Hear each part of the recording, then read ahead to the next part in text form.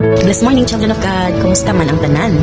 Well, we have also to keep being reminded of ourselves to thank the Lord for the blessings and for the strength, no? Salamat, Lord, kay nakamataba mi karon. Thank you so much, Lord, sa another life for today na makabuhat pa mi sa angin ng mga buhaton, no? So we are so blessed enough. We are so blessed enough because we have people with us, no? Na atay mga tao na nasa atong palibot. No? Kana do nagsagubang tag different problems no, na mga parte sa atong pamilya nga na ay mga gipang daladala sa ilang mga kasing-kasing na ay members sa atong family, even though it's far relatives na to or kanang duol sa ato na membro sa family na nagihapon daghan struggles na gidaladala. I want you to know, children of God, that God is always there beside you. Our Lord is always there beside us. Nagulat lang siya kanus ani mo siya istoryahon. Nagulat lang mo siya kanus aka mo balik sa iyaha, no? So how lucky we are having such greatest God of all. How lucky we are. Our God whom we followed is such a powerful, humble God, no? Na siya mga gipang istorya, labi nang makita nato sa Bible, na siya mga gipang istorya nga kuan kanang dili siya arrogante ba, dili siya mapahitas he's just always relying on to the Father, Heavenly Father, no? Kay gipadala siya sa amahan, si Jesus Christ, gipadala siya sa iyahang amahan nga si God the Father, o plan na ni God the Father to send his begotten Son here on earth. Kay dako kaayo ang role ni Jesus Christ diri sa kalibutan. Imagine gipakamatian ta, kinsa man lang ta para pakamatian ta sa atong Ginoo nga si Jesus Christ, no? Kuan pagid siya sa langit, darling in heaven pagid siya, no? Tsada kayo hanoan ba nga, we are relying on to the darling in heaven.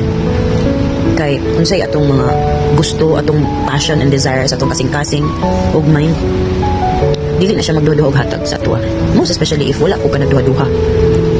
Kung nga nituo ka sa iya, wala ka nagduha-duha nga iyahan ihatag sa imo, labi na imo mga prayers, iyan ang dunggon. So unsa di ay tuod ang atong buhaton as a children of God? Simple, we will just follow His commands nga dili ta magpakasala. Ito mga butang nga makasala ta sa iyang atubangan, sa iyang mga mata, hindi na pleasing sa iya, di na mahimot ang Ginoo, then let's avoid doing that. Let's not do it, okay? We have been blinded since we were born. We have been blinded with the kanang enemy of our Lord, our enemies. So let's all the time rebuke. I rebuke all the forms and all the forms of evil. I rebuke all the forms of evil and anything or everything that is not of you, God, that is not with Jesus. So let's receive Jesus for today. As we say, Jesus the Christ, forgive us from all our sins because we have done wrong through our own actions, our own mind, and our own words. Forgive us, oh dear Jesus, and we receive you today as our personal Lord and Savior. We love you and thank you, Jesus. Okay, so let's again, kabalo naman mo mga kanang gina-receive yun na to si Jesus daily because every day is another life. And now, dili na ta magdugay kundi ato nang tan-awon unsay Bible verse karon ato mauplam. The Bible verse for today comes from the book of Thessalonians chapter 2 verses 1 to 6. It says here, Paul remembers his visit.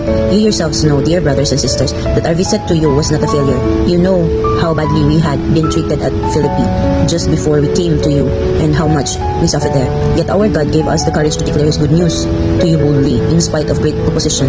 So you can see we were not preaching with any deceit or impure motives or trickery, for we speak as messengers approved by God to be entrusted with the good news. Our purpose is to please God, not people. He alone examines the motives of our hearts. Never once did we try to win you with flattery, as you well know, and God is our witness, that we were not pretending to be your friends just to get your money. As for human praise, we have never sought it from you as anyone else. Hallelujah.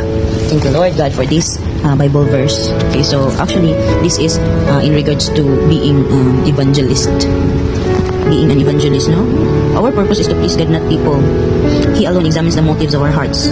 Never once did we try to win with you with flattery, as you well know. And God is our witness that we were not pretending to be your friends just to get your money. As for human praise, we have never sought it from you or anyone else. Hallelujah. Sa paligid ay tuod ng mga tao nga nag-preach sa about sa Ginoo. Nag-preach sila about sa Ginoo. It's somewhat like it's their calling too. And kabantay ka ng Bible study, kanang street preaching gana sila. Street preaching, Bible study, kabantay mo na. Kanang ang mga tao do, kanang sige sila og preach, sige sila og share sa good news, sige sila og share about sa Holy Bible, na? It has been written, no? It has been written na kanang kinsa to ang mo spread out the good news will be saved, will have his or her salvation. Kay since this Bible is our human manual, and people are on fire, they are on fire just to preach the good news, just to share what they have just taken.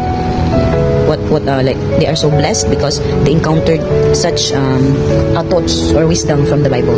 So sila di ay kanang we should not stop them. Actually, we should not stop them as long as dili sila magka-bother, dili sila makahatag og problema.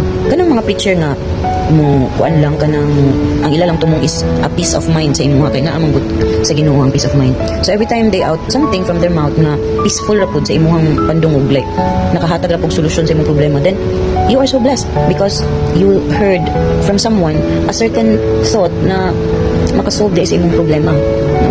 But those preachers na naga-force kanang kuan kay ba forceful kayo nga buhaton ng kanang inana nga butang, it's not healthy anymore. Nay ka nang uban na preacher nga bahala mo kinsay gusto maminaw, so ang makapaminaw lang yun ang mablessed. Yes, that's true. But nay mga preacher man good nga they are a false prophet, no? False prophet. They preach and they teach something about God, but ang ilang kinaiya lahi, ang ilang panginabuhi lahi, opposite siya sa gapanggawa silang baba.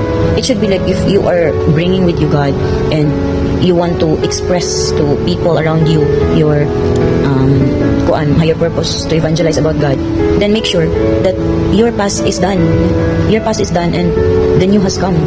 Like you are renewed, you're already having a Christ-like character with you, you're bringing Christ with you, and you have been changed into a Christ-like character. So if inana man ang mga mahitabo, you've been a living testimony out of what's the words that comes out from your mouth, because imo na siyang napuyan, di ba? Kung say nang gula sa imong baba, makaingon gid pud ang mga nakaila sa imong yes, she or he is telling the truth, because that person whom speaking right now about God has been changed. His life before is not like that, but his life now is really much better because he turned back to God.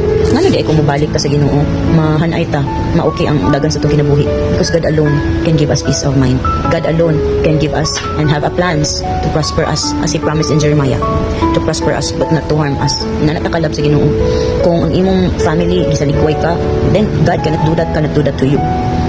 If ever sa imuhang group of friends or peers o sa imuhang close friends gisaligway ka, gikuan ka, wala kagipansin, kanang gilimtan na ka, then God cannot do that to you, no? So how lucky really we are to have God with us, to have Jesus Christ with us, that won't ever leave us.